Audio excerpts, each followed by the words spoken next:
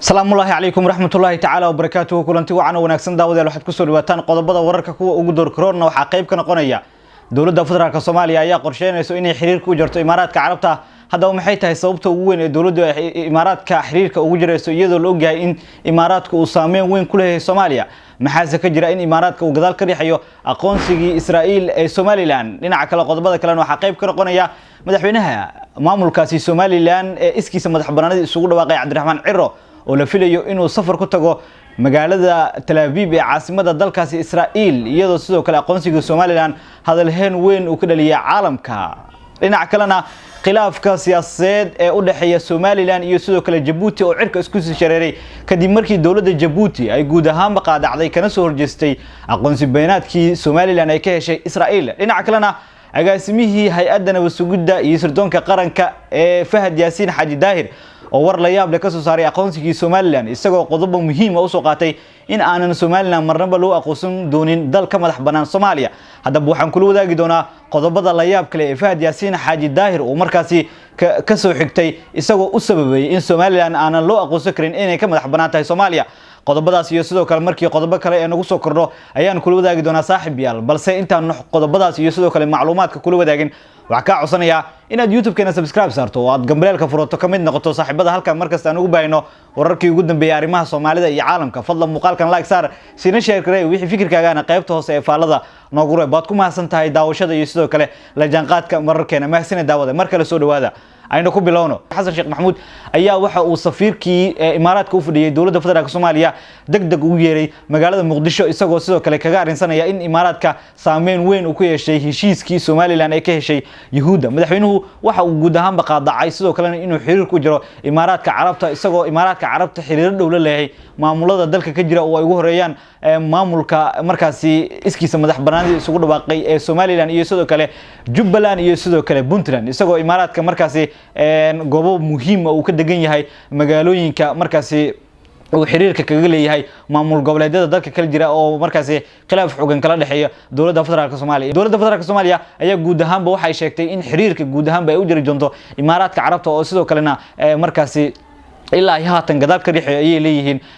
i'tiraafkii Soomaaliland ay ka heshay Yahuuda dawladdu guud ahaanba haatan waxay iska soo gabagabeynaysaa markaasi xiriirkii in muddo ah kala dhaxeeyay Imaaraadka Carabta madaxweynaha Jamhuuriyadda Federaalka Soomaaliya ayaana qorsheynaya in guud ahaanba wada shaqeyntii Imaaraadka uu lahaa oo markaasi soo gabagabeeyo kadib markii Imaaraadka uu farigelin toos ah ku hayo arrimaha siyaasadeed ee dhinaca kalena hadii aynu eegno madaxweynaha maamulkaasi Soomaaliland ee iskiisa madax banaanida isugu dhawaaqay ee maalmihii ugu dambeeyay hadalheyntii markaasi aqoonsigii ama i'tiraafkii ay ka heshay Yahuuda markaasi la hadalhayay ayaa waxa lagu soo waramayaa in markaasi uu ama bixi doono safar dhinacaas iyo dibadda safarkaasi uu ku gaari doono ayaa la leeyahay magaalada Tel Aviv ee caasimada dalkaasi Israa'iil sidoo kalena waxa uu booqasho rasmi ah ka helay ayaa la leeyahay markaasi ra'iisul wasaaraha dalkaasi Israa'iil Benjamin Netanyahu oo sidoo kale ruwaayo sidoo kale jaliin u daaray ayaa la leeyahay madaxweynaha markaasi maamulka iskiisa madax banaanida isugu dhawaaqay Soomaaliland Cabdiraxmaan Ciro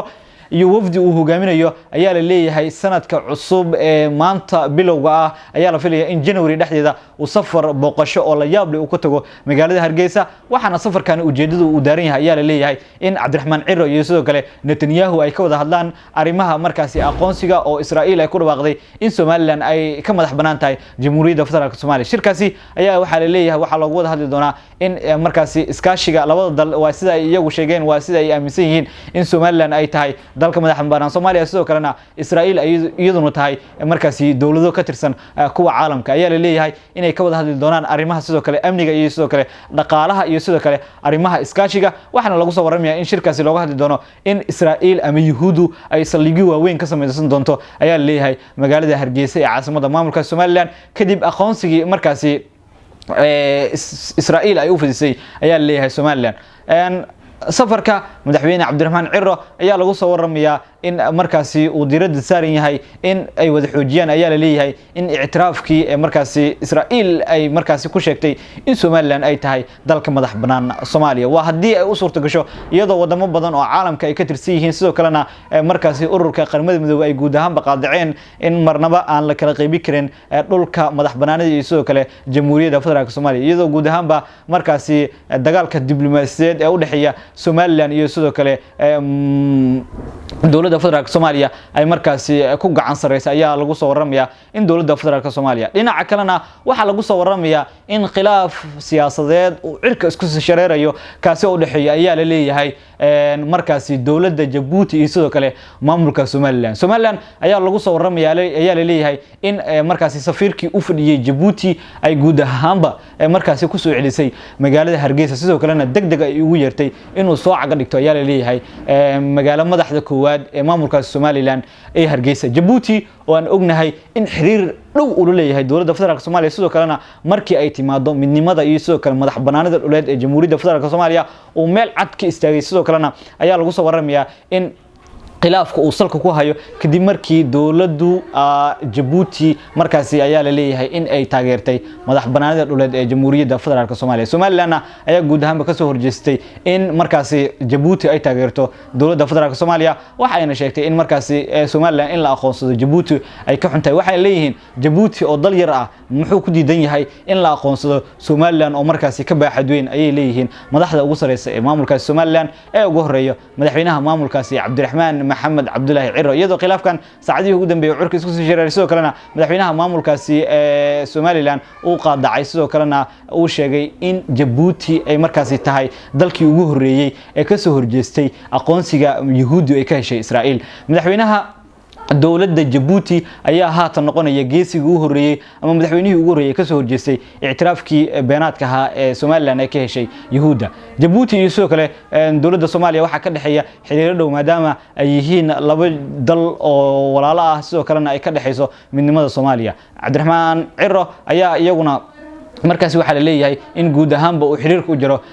Djibouti maadaama Djibouti ay ka soo horjeesteen ictiraaf beenaadkii Israa'iil ay siisay markaasi maamulka Somaliland. dhinaca kalena agaasimihii hore ee hay'adda nabad sugidda iyo sirdoonka qaranka Fahad Yaasiin Xaaji Daahir ayaa si adag ugu soo horjeestay in markaasi Somaliland ay noqoto dalka madax banaan Soomaaliya isagoo markaasi qodobo muhiim u ah ee markaasi ku saleeyay in marnaba aan la aqoonsan karin Somaliland oo uu sheegay in wali ay tahay qayb ka mid ah Soomaaliya. agaasimaha Fahad Yaasiin Xaaji Daahir oo markaasi falanqeeya arrimaha siyaasadda ee Soomaaliya ayaa markaan waxa uu leeyahay Somaliland qodobo waaweyn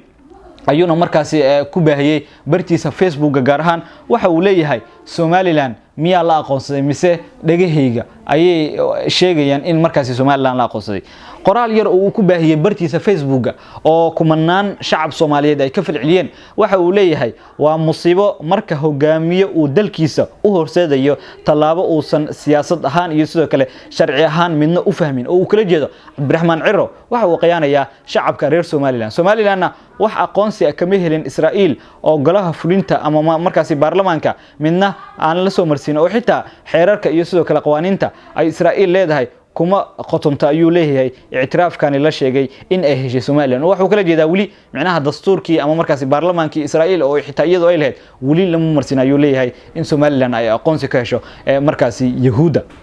qodobka kale uu soo qaatay agaasimihii hore ee Fahad Yaasiin Xaaji Daahir waxa kamid ah mashxarada ka dhacaysa maamulka Ciro waxa ay helayaan waa saxiixa Netanyahu oo ah go'aan siyaasadeed iyo mid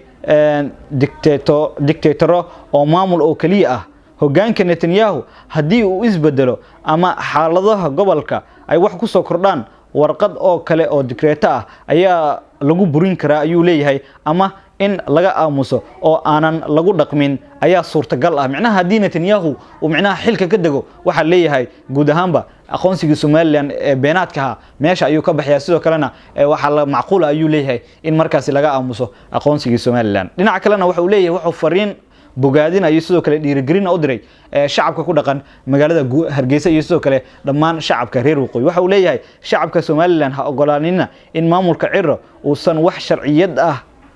haysta uusan idin keenin oo ictiraafkooda ku ciyaaray. qoraalkan uguma doodaya ayuu leeyahay sax miya mise waa qalad in Somaliland la aqoonsado. falka uu Ciro ku kacay waa sharaxaad muujinaysa in dareenka dadweynaha Somaliland loo sheego wax been abuur ah. waxa uu leeyahay Cabdiraxmaan Ciro waxa uu shacabka reer Hargeysa ka dhaadhicinaya waa wax been abuur ah sidoo kalena uma keenin aqoonsi rasmi ah oo markaasi kaga yimid Israa'iil. sidoo kalena waxa uu leeyahay waa markaasi maamulkii ugu horeeyay ee lagu aqoonsado call video wuxuu leeyahay waxa uu noqonayaa maamulkii markaasi ugu liitay Israa'iil ay aqoonsato guud ahaanba halkaas ayaan ku soo koobinaa daawadayaal qodobadii ugu muhiimsan markaasi aan ku soo qaadanay haddii aad in la soo gaartay dhamaadka qodobada waxaan mar labaad ka codsanayaa inaad YouTube-keena subscribe saarto soo kalena wixii fikirkaaga qodobadii aan kaga soo hadlay